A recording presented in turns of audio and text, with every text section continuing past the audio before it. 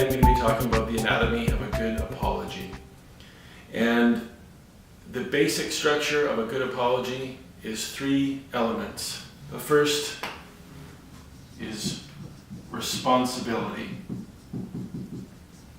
The second is honesty.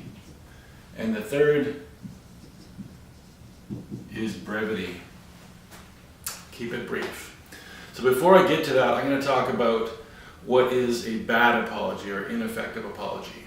One example that I hear a lot is a bit passive-aggressive, which is, I'm sorry that you were affected that way. This is a good way of saying, I didn't do the wrong thing, but I'm upset that you're mad at me. Another version of that is, I'm sorry you misinterpreted me. That's not actually an apology. Another one that we might use as parents or anytime that you're in a position of authority would be, I'm sorry that I had to do that. I've taken away something, I've handed out some sort of punishment, I'm sorry that I had to do that. Again, not really an apology because I'm putting responsibility on the other person. And of course, everyone's favorite, I'm sorry that I did that, I really am. But if you hadn't blah blah blah, so I'm sorry I yelled, but if you had just listened to me, then I wouldn't have had to yell. So when I was a parent of young children, of course you have lots of opportunities to apologize. And this is maybe where I honed my ability to apologize best. And I remember saying to one of my daughters one time after I got mad at her for something, I came back to her and I said, I'm sorry that I did that. It's not okay for Dad to yell. And she said, it's okay. I said, I think you mean that you forgive me and I appreciate that, but I want you to know that it's not okay. No matter what you're doing, I shouldn't be reacting that way because I'm the grown-up. So one of the things we have to keep in mind when apologizing is that other people's actions or even the circumstances they were in, they might explain why we've done something, but they don't excuse what we've done. So that might be a subtle distinction, but I'll give you an example of what I mean. So say a person is in a loveless marriage, the light has gone out long ago, and his wife is cold to him and maybe even mean to him. She flirts with other guys, she doesn't pay any attention to him, so he's talking to someone at the office about this, and she listens to him so much better. She really gets him, and she makes time for him and makes him feel important.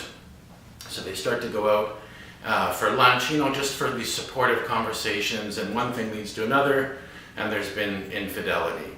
Now he could come back and, in terms of cause and effect, could maybe make an accurate case that because his wife treated him so poorly, he cheated on her.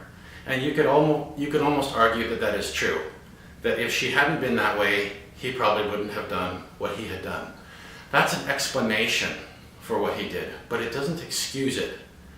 Certainly her behavior and her treatment of him put him in a position to make that decision, but ultimately it was his decision, and he could have done differently. He could have broken up with her. He could have told her, hey, I'm struggling with this. He did not need to cheat. So for him to apologize and say, I'm sorry that I cheated, but if you had treated me better, I never would, that's not a real apology. So we come back to these 3 elements of a real effective apology. The first, responsibility. Take responsibility for your part, only your part. If you think that the other person has a part, that's fine. Don't include it in your apology. You can talk about that later. So I'm sorry that I was late for work. I'm sorry that I didn't do the thing that you asked me to do. Now I might be thinking, I have an excuse for that, or the thing that you asked me was unreasonable.